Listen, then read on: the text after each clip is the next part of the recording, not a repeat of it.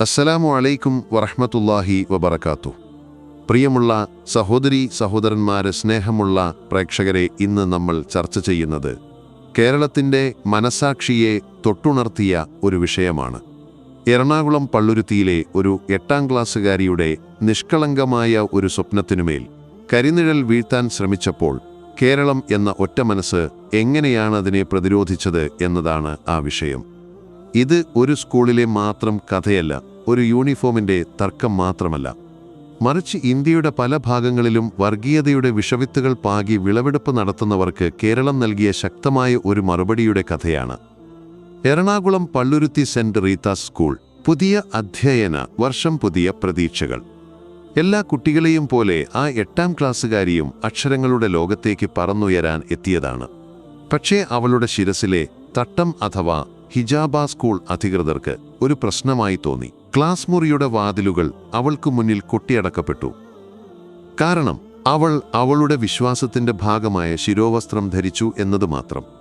ഒന്ന് ചിന്തിച്ചു നോക്കൂ, പഠിക്കാനുള്ള ഒരു കുട്ടിയുടെ മൗലികമായ അവകാശമാണ് അവിടെ നിഷേധിക്കപ്പെട്ടത്.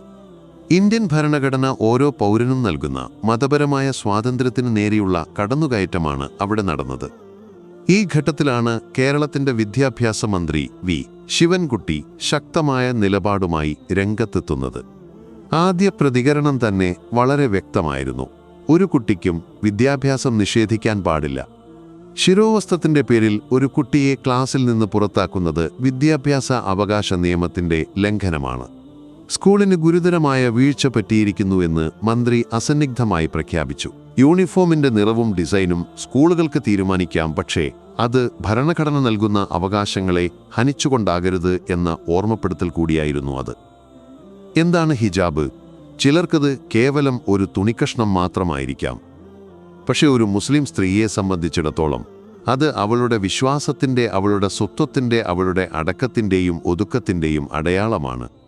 അത് അള്ളാഹുവിനോടുള്ള അവളുടെ വിധേയത്വത്തിന്റെ പ്രഖ്യാപനമാണ്.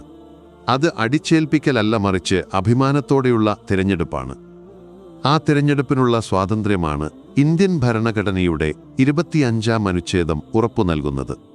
ആ സ്വാതന്ത്ര്യത്തെയാണ് പള്ളുരുത്തിയിലെ സ്കൂൾ മാനേജ്മെന്റ് ചോദ്യം ചെയ്തത്.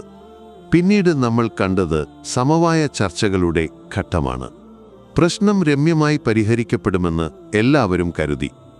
വിഷയത്തിൽ സ്കൂൾ തലത്തിൽ സമവായമുണ്ടെങ്കിൽ നല്ലത് എന്ന് മന്ത്രി പോലും പ്രസ്താവിച്ചു.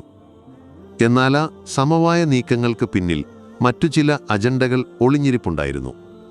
സർക്കാരിനെ വെല്ലുവിളിക്കുന്ന തരത്തിലേക്ക് സ്കൂൾ മാനേജ്മെന്റ് കാര്യങ്ങളെത്തിച്ചു.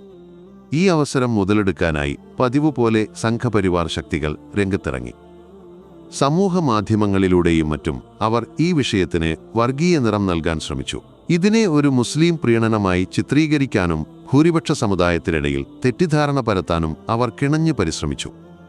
രാജ്യത്ത് മുസ്ലിമീങ്ങൾക്കെതിരെ നടക്കുന്ന ആസൂത്രിതമായ നീക്കങ്ങളുടെ തുടർച്ച തന്നെയാണ് കേരളത്തിലും അവർ പരീക്ഷിക്കാൻ നോക്കിയത്.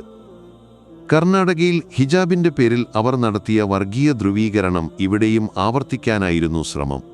പക്ഷേ അവർ ഒരു കാര്യം മറന്നുപോയി: ഇത് കേരളമാണ്. ഇവിടെ നൂറ്റാണ്ടുകളായി വിവിധ മതവിശ്വാസികൾ സഹോദരങ്ങളെപ്പോലെയാണ് ജീവിക്കുന്നത്. ഇവിടെ പള്ളികളിൽ നിന്ന് ബാങ്ക് വിളി ഉയരുമ്പോൾ അമ്പലങ്ങളിൽ ശംഖൊലി മുഴങ്ങുന്നു. ഇവിടെ ക്രിസ്മസിന്റെ നക്ഷത്ര വിളക്കുകൾക്കൊപ്പം റമളാനിലെ നിലാവും ഓണത്തിന്റെ പൂക്കളങ്ങളും ഒരുപോലെ ശോഭിക്കുന്നു.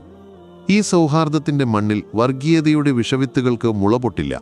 അതുകൊണ്ടാണ് സ്കൂൾ മാനേജ്മെന്റ് വെല്ലുവിളിയുമായി വന്നപ്പോൾ സർക്കാരും മന്ത്രിയും നിലപാട് കടുപ്പിച്ചത്. മന്ത്രിയുടെ വാക്കുകൾ കേരളം നെഞ്ചേറ്റിയതാണ്.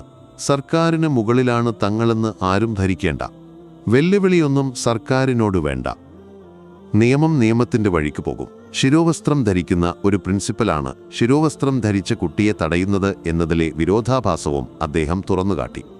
ആ കുട്ടി അനുഭവിക്കുന്ന മാനസിക സംഘർഷം തിരിച്ചറിഞ്ഞ സർക്കാർ അവൾക്ക് പൂർണ്ണ സംരക്ഷണം വാഗ്ദാനം ചെയ്തു. പ്രിയമുള്ളവരെ, നമ്മൾ മനസ്സിലാക്കേണ്ട ഒരു കാര്യമുണ്ട്. ഉത്തരേന്ത്യൻ സംസ്ഥാനങ്ങളിൽ പരീക്ഷിച്ചു വിജയിച്ച അതേ ഫോർമുലയാണ് കേരളത്തിലും സംഘപരിവാർ നടപ്പിലാക്കാൻ ശ്രമിക്കുന്നത്. ഭക്ഷണത്തിന്റെയും വസ്ത്രത്തിന്റെയും പേരിൽ മനുഷ്യരെ തല്ലിക്കൊല്ലുന്ന ബുൾഡോസർ രാജ് നടപ്പിലാക്കുന്ന മുസ്ലിമിന്റെ പൗരത്വം പോലും ചോദ്യം ചെയ്യുന്ന ഒരു രാഷ്ട്രീയ സാഹചര്യമാണ് ഇന്ന് ഇന്ത്യയിലുള്ളത്. എന്നാൽ കേരളം അതിൽ നിന്നെല്ലാം വ്യത്യസ്തമായി ഒരു പ്രതിരോധ തുരുത്തായി നിലനിൽക്കുന്നു. പള്ളുരുത്തിയിലെ 8ാം ക്ലാസ്സുകാരിയുടെ അവകാശത്തിനു വേണ്ടി ഉയർന്ന ശബ്ദം കേവലം ഒരു വിദ്യാർത്ഥിനിക്ക് വേണ്ടിയുള്ളതായിരുന്നില്ല. അത് കേരളത്തിന്റെ മതനിരപേക്ഷതയ്ക്ക് വേണ്ടിയുള്ളതായിരുന്നു. അത് ഈ നാടിന്റെ സൗഹൃദത്തിനും സമാധാനത്തിനും വേണ്ടിയുള്ളതായിരുന്നു. പള്ളുരുത്തിയിലെ സംഭവം നമുക്ക് നൽകുന്ന പാഠം വലുതാണ്. വർഗീയ ശക്തികൾ നമ്മുടെ ഇടയിൽ ഭിന്നിപ്പുണ്ടാക്കാൻ ശ്രമിക്കുമ്പോൾ നമ്മൾ കൂടുതൽ ഒന്നിച്ചു നിൽക്കണം. നമ്മുടെ സൗഹൃദത്തിന്റെ കണ്ണികൾ കൂടുതൽ ദൃഢമാക്കണം. ഒരു കുട്ടിയുടെയും വിദ്യാഭ്യാസത്തിനുള്ള അവകാശം നിഷേധിക്കപ്പെടരുതൊരു വിശ്വാസവും ചോദ്യം ചെയ്യപ്പെടരുത്. കേരളം ഒറ്റക്കെട്ടായി ആ വിദ്യാർത്ഥിനിക്കൊപ്പം നിന്നു. അവളുടെ സ്വപ്നങ്ങൾക്ക് ചിറകുകൾ നൽകാൻ ഈ നാട് തയ്യാറാണെന്ന് പ്രഖ്യാപിച്ചു. വർഗീയതയുടെ രാഷ്ട്രീയത്തിന് കേരളത്തിന്റെ മണ്ണിൽ സ്ഥാനമില്ലെന്ന് ഒരിക്കൽ കൂടി ഉറക്കെ പറഞ്ഞുകൊണ്ട് നിർത്തുന്നു. നന്ദി. അസ്സലാമു അലൈക്കും വറഹ്മത്തുള്ളാഹി വബറകാതുഹു. തേഴത്തിന്